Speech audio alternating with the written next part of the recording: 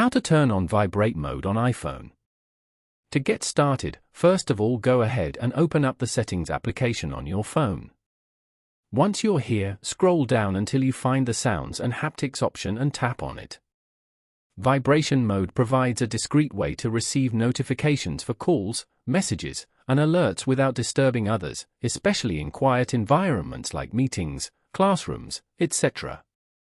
Now, tap on the haptics option.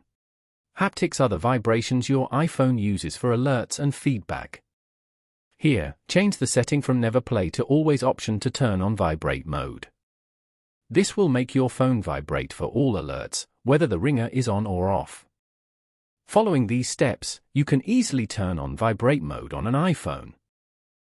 Thank you for watching. Please leave a like if this tutorial helped you, or leave a comment below if you have any questions related to the video.